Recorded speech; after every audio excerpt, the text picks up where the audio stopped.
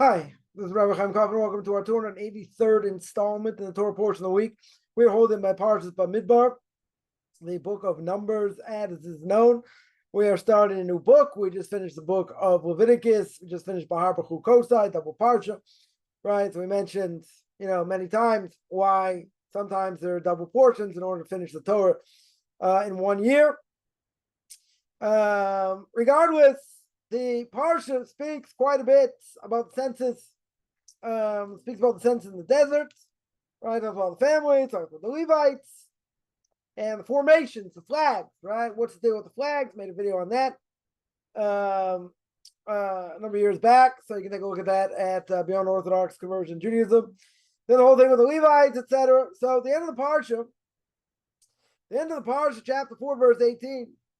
The Torah says, do not let the tribe of the Kohatites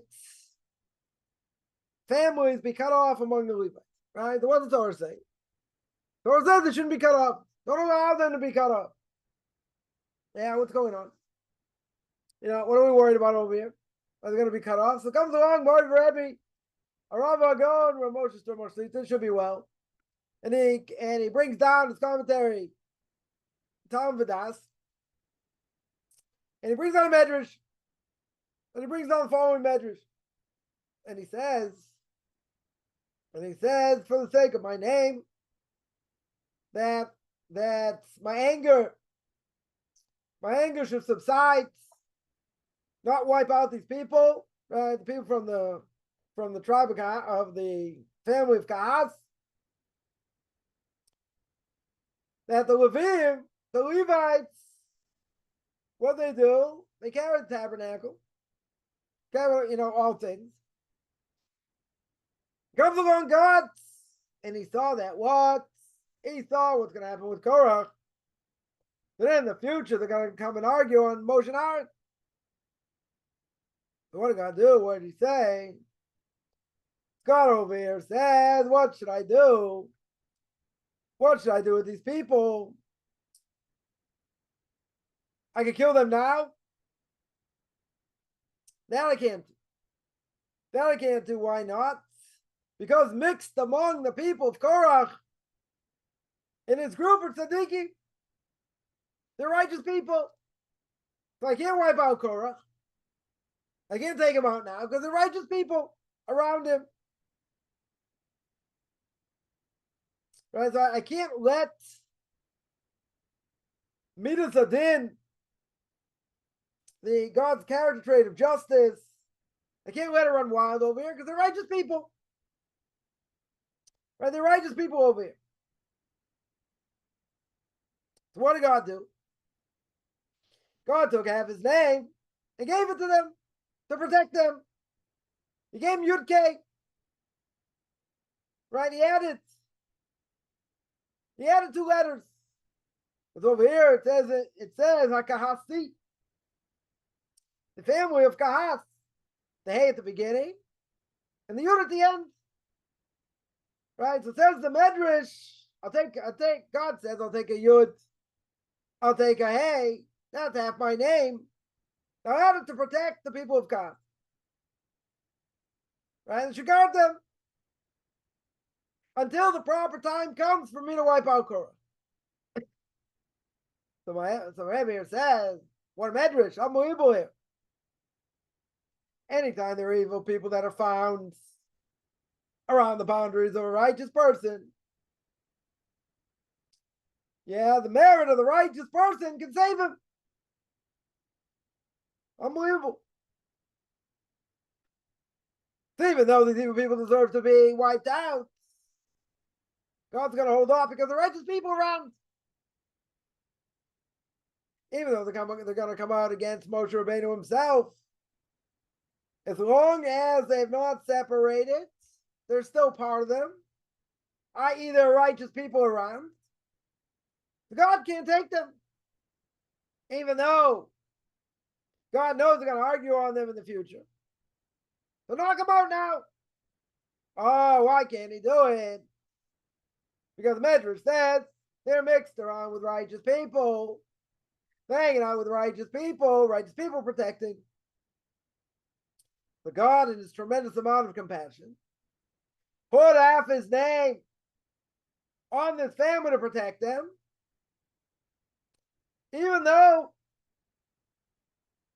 this group and part of them are going to come and argue on Moshe and Aaron. Why do you wipe them out? Because the righteous people there. So even though they're judge themselves, comes along the God's character trait of justice, and it's going to wipe them out. Yeah, it's going to wipe them out later. Amazing idea. Amazing idea. What's the problem here? What's the problem? It comes from this tribe, from this group, sorry. Right, it comes from this group, so wipe them out. Because they're going to disagree with Moses and Aaron. Why can't he do it? Interesting, says the Medrash. Because the character trait of justice should wipe them out. Okay. But I have righteous people here. If I have righteous people here, righteous people have the ability to protect. Until that time, the righteous people are not there. Then God's character trait of justice will overcome. So everybody says this is unbelievable. Look at the power of righteous people to protect. God, you wipe them out. What's the problem? The character trait of justice wants to totally wipe them out. Comes on God himself and says, I can't do that. God's going to have compassion here. Why is he going to have compassion? Because they're righteous people. The righteous people. So even though, let's say, a person's family, because of what some people are doing, deserves to be wiped out. 100% deserves to be wiped out. Even if they deserve to be wiped out, if they're righteous people still around, God's character trait of compassion is going to override judgment. Because it's going to override judgment. Judgment's not going to happen now. If judgment doesn't happen, why not? Because there's still righteous people there. So the Rebbe learns, according to the Medrash, what can save evil people from destruction? I mean, God's going to get them. There's no question. But what's he going to say? How's he going to save them at the moment? Or how are they saved? You know how they're saved? Because there's still righteous people there. There's still righteous people part of it. They deserve to be wiped out. The evil people. God will take care of it. But not now. God's going to wait. Unbelievable idea. The righteous people do not deserve to get wiped out because of the evil people. The righteous people have the ability to protect, and that's going to protect the family. That's unbelievable. You know, God doesn't mete out justice, you know, if there are other factors involved. Like a person can deserve the death penalty, but it would cause such havoc on the family, God waits. God will take them at a different time. Could be years later. So a couple of Raveli Lopian, a blessed memory. Raveli Lopian said, yeah, a Jew should work with the clown. Work with the general populace of the Jewish people, help out whatever they can do. Why? Because when you're needed, and the Jewish people need you, and you're helping in so many areas, even if you deserve to be wiped out, that'll protect you.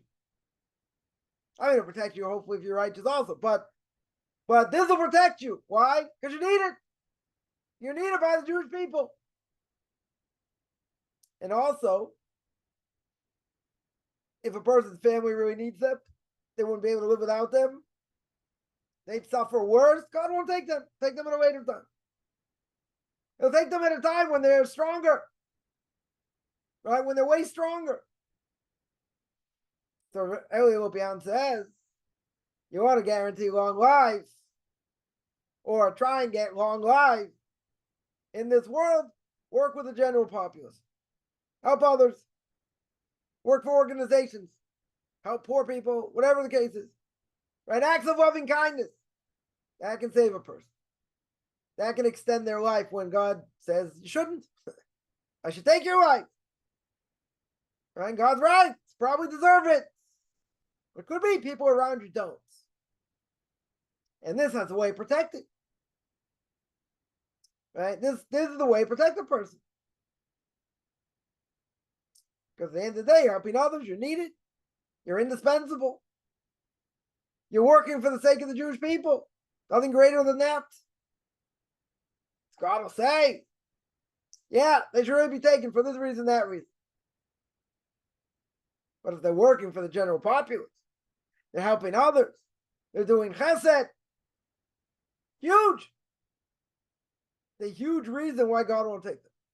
Huge. So at the end of the day, that'll help a person. That'll help a person get longer life. You're helping others.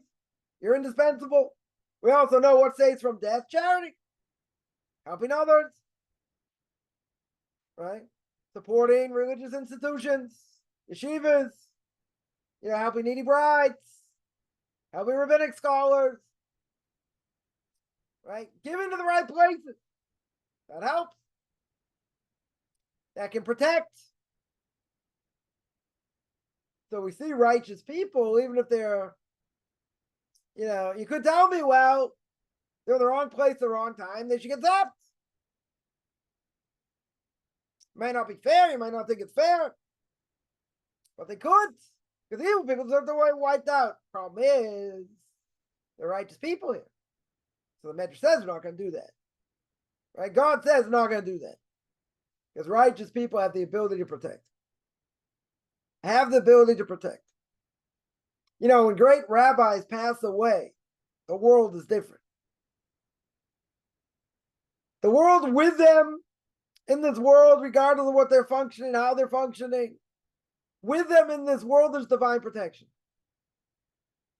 When they're taken from this world, obviously need other people to take their place. It's not the same level of protection. Not necessarily the same level of protection. So we need great rabbis to be alive. It's hard to get a certain age. We understand eventually they're going to be taken. Right? Rav Shach, blessed memory, head of the yeshiva in Panovich, Bnei Brak, Torah giants of the last generation. Lived to over 100. And at the end of his life, he couldn't hear, couldn't see so well.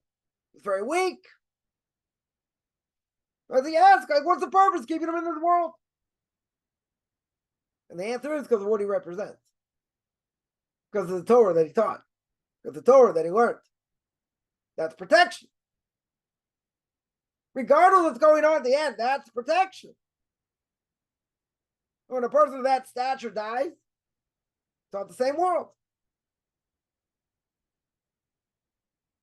Right, the Brisker Rav of Yisrael Zev Soloveitchik of blessed memory, one of the Torah giants of the last generation, said when the Chazon Ish was passed away, it's a different world without the Chazon Ish. Rav Avram Yishai Karlitz of blessed memory built up the whole city of Bnei Brak. Yeah, unbelievable person. It's not the same world. Not the same protection. It's a different thing altogether.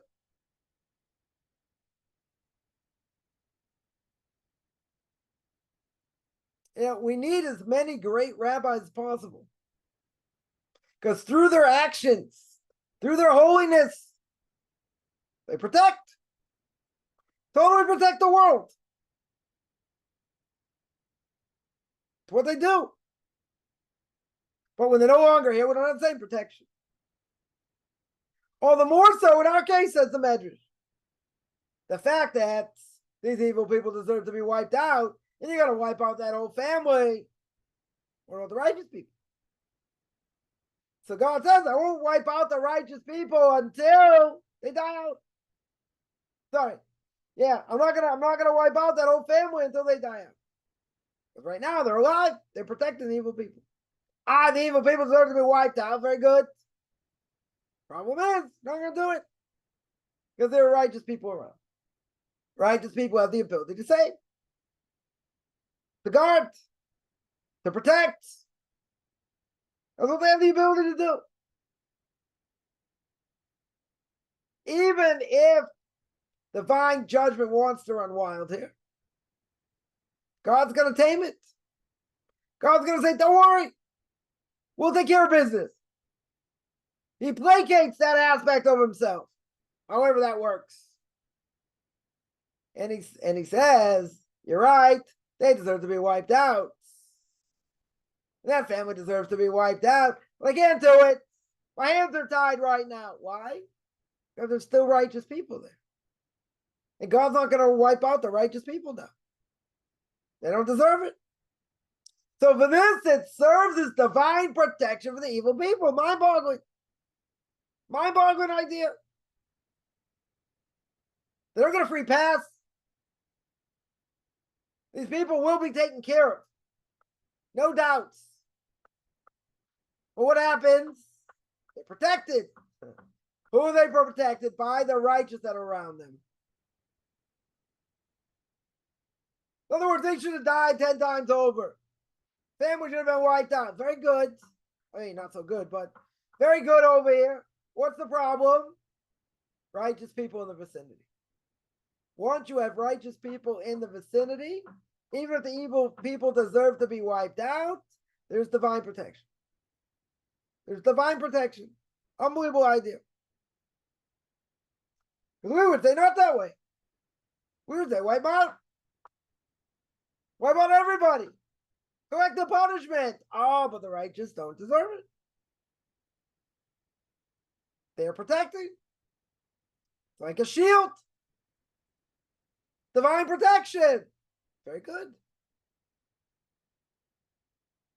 Unbelievable idea. If any evil people out there are not going to listen to this, you better hang out with righteous people. Because if you're hanging out with righteous people, part of your family, whatever the case is, you got a level of protection. I'm not giving you any ideas. But you got a level of protection. Because even if you deserve to be wiped out, but if they're with you, like insurance policy. Well, don't worry. God has his ways. God takes care of business exactly when he has to. Right? Exactly when he's going to do so. Right? It's not like the righteous people want to hang out with evil people. No. We know as the Brisker is I think the Beis Levi, grandfather of the Brisker once said about Esav and Yaakov, they're twins. Anytime Rivka went by a place of idolatry, Esav tries to go out. Anytime Rivka goes by a study hall, base medrash, Yaakov tries to go out. What's going on? What's going on over here? Says Beis Levi, why would Yaakov want to go out? Right? Because we believe that when they're in the stomach, in the mother's stomach, they're learning Torah by an angel. So why would he want to go out? He's learning Torah from an angel. Says the Beis Levi. Says the Beis Levi, if you're in the same vicinity as an evil person, even if you're learning Torah by an angel, that's when it's time to go out. Even if you're learning Torah by an angel, you get out because you don't want to hang out with an evil person. That's the power of influence. Yeah. So in general, a righteous person doesn't want to be around an evil person because they're negative influence, how they speak and what they do. But in this case, again, let's say the family, no choice. See them a little bit, whatever the case is, but you're still around. That righteous person can protect. Righteous person has unbelievable ability to protect. Even if there's divine retribution coming. Mind-boggling idea. Mind-boggling idea. Yeah. The character traits of divine justice should take over. Oh, I got a righteous person in the family? No. That goes by the wayside. God brings out his character trait of compassion. And until these righteous people die, the evil people are still going to be around. Once they die, it's all over. divine retribution comes, and God does exactly what he needs to do. I remind everyone I have a class on duties of heart every Tuesday, 9 o'clock Eastern time. I have 2 Q&As every Tuesday, Thursday, 10 o'clock in the morning Eastern time, 5 o'clock Israel time. Pirkei Avos, Ethics of Our Fathers, every Saturday, 2:30 Eastern time, 9:30 Israel time. Sunday, Book of Leviticus, chapter 16, 9 o'clock Eastern time, 4 o'clock Israel time, as well as Noahide Nations, finishing up last of the Noahide Laws. That's on Sunday, 2:30 Eastern time, 9:30 Israel time. And after that, we're going to start the book Duties of the Heart. I also have conversion classes. Anyone interested in any of this, find me on Facebook at Mike Chaim Kaufman, Beyond Orthodox Conversion Judaism on Facebook, my blog, orthodoxconversion.com, or my YouTube channel, Beyond Orthodox Conversion Judaism. There I have videos on Torah portion of the week, Q&As, controversial issues, Pirkei Avos, Ethics of Our Fathers. So anyone interested in any of that, find me. You can send me an email, rabbichaimkaufman@gmail.com, RBBICHAIMCOFFMAN @gmail.com.